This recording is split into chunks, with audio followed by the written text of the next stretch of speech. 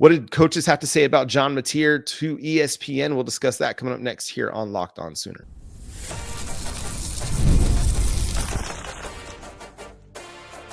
You are Locked On Sooners, your daily podcast on the Oklahoma Sooners. Part of the Locked On Podcast Network, your team every day. Thanks again for making Locked On Sooners your first listen every single day. Shout out to all the everydayers out there. Tune in and subscribe to the show wherever you get your podcasts.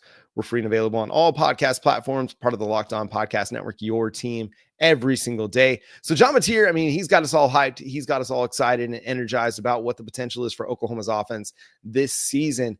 But it's not just us. It's not just those of us that are pumping the sunshine, that are drinking the Kool-Aid. No, there are coaches across the college football landscape that are also impressed and excited about John Mateer's potential. Adam Rittenberg of ESPN, he ranked the top 15 quarterbacks in the nation for 2025, and we'll discuss those rankings as well as 247 Sports, college football show, their rankings of SEC quarterbacks coming up in the third segment. But let's discuss what opposing coaches told Adam Rittenberg about John Mateer. One coach had this to say. He said, he's going to be one of the best quarterbacks in the country next year. If that guy's in rhythm, you can't stop him. He seems like an elite competitor, and those quarterbacks scare me more than even the high talent guys. They're the ones on 4th and 5 in the red zone where the game's on the line. Like, if it's not there, they're going to take off and it's going to be a touchdown. Those are the guys that keep you awake at night. That same coach also said, I'd be shocked if he's not one of the top SEC quarterbacks, if not one of the top quarterbacks in the nation.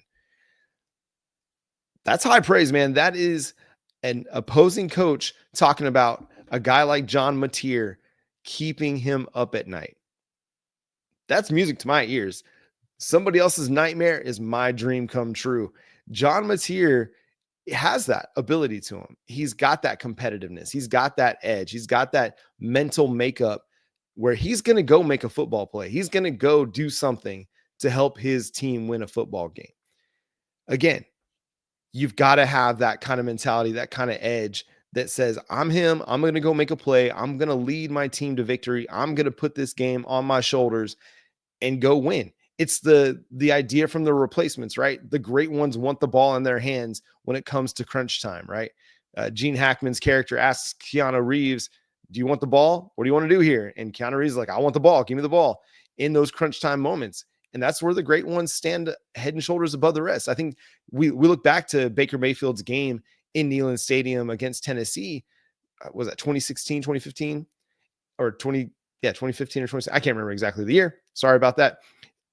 It was Baker Mayfield kind of overcoming some adversity late in the game, putting the team on his shoulders, making some big plays, and helping Oklahoma win the game. We saw it time and time again with Baker Mayfield, right?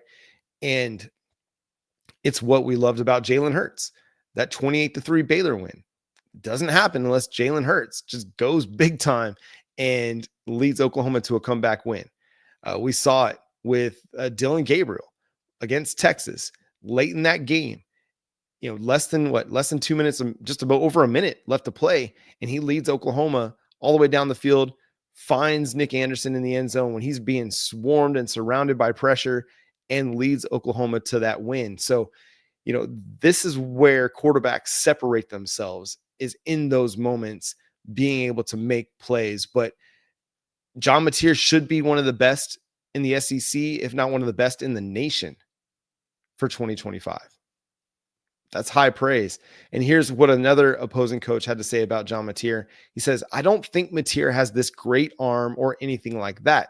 Mateer has great mobility, and there's the element of designed quarterback run that they do with him. He's fast.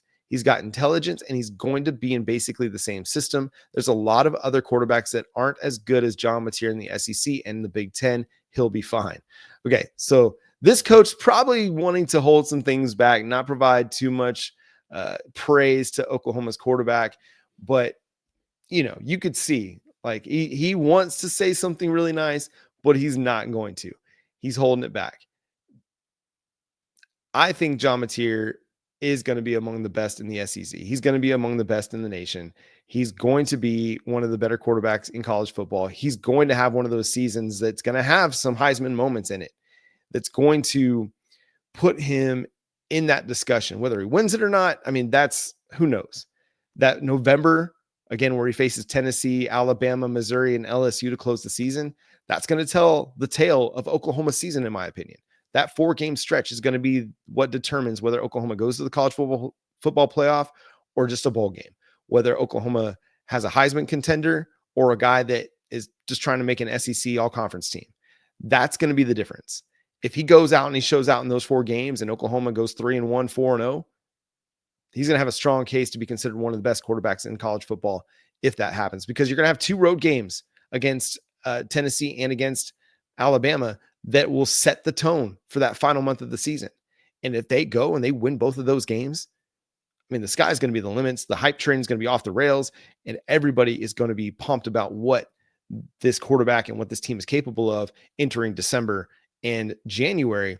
But you hear the praise from opposing coaches on John Mateer, and this is a guy that, I mean, he's got to go prove it on the football field, just like this entire team does, right? Everything that we think about this team isn't going to matter if they don't go prove it on the football field. But there's a lot to be excited about, and there's a lot of potential here because he does have a better arm than I think that second coach has given him credit for. We've seen some of the downfield passing ability. It's been highlighted on different shows across college football from his 2024 season. He's got more than enough arm to get the ball down the field and make plays. And more than that, it's the processing. He did talk, that second coach talked about how he's intelligent. And a lot of times having that quick processor available to you to be able to see what the coverage is and get the ball downfield because the coverage is favorable for you, that matters just as much as having a big, strong arm. You see all the time guys with big, strong arms struggle, not because they can't throw the ball, but because they can't see it. They can't see what the coverage is against them. They can't see what is going to be favorable for them to throw into. They can't see that their wide receiver is open. They can't see that it's a favorable matchup. Even if the guy's covered, go let your guy make a play. And I think that's going to be the thing that matters as much as anything with John Mateer is he's got that willingness to throw the ball out there to let his guy go make a football play. And you've got to have that. You've got to trust your guy to go make a play. And sometimes even a covered wide receiver, especially the good ones, the great ones, they're not covered. You just go throw the football and you let them try to make a football play. We saw it with CeeDee Lamb. We saw, D.D. Westbrook, Sterling Shepard. They weren't always wide open getting those balls thrown to them. No, they were covered sometimes and they were still making plays. So John Mateer getting this high praise from opposing coaches, I think it says a lot. I think it says a lot about the potential that he's got and what he's capable of. And again, it comes down to similar system. That's going to matter a ton. Anytime that you have continuity of systems, it makes such a big difference. You saw how much that impacted Baker Mayfield with the Cleveland Browns, right? He had to go from offensive coordinator to offensive coordinator, to system to system to system to system. Never really got a chance to get comfortable in a system before they were moving on. But you've got John Mateer, who's now going to be in the same system for 3 years in a row under the same offensive coordinator for 3 years in a row. And that's going to make an incredible difference to his potential and Oklahoma's potential, because like Dylan Gabriel was able to do for Oklahoma when Jeff Lebby got here, John Mateer is going to be able to get everybody on the same page off the football field as much as on the football field. And you've got to have that guy. Having that similar system is going to matter so much for John Mateer and for the rest of the Oklahoma Sooners offense, and it's going to allow them to go thrive in 2025.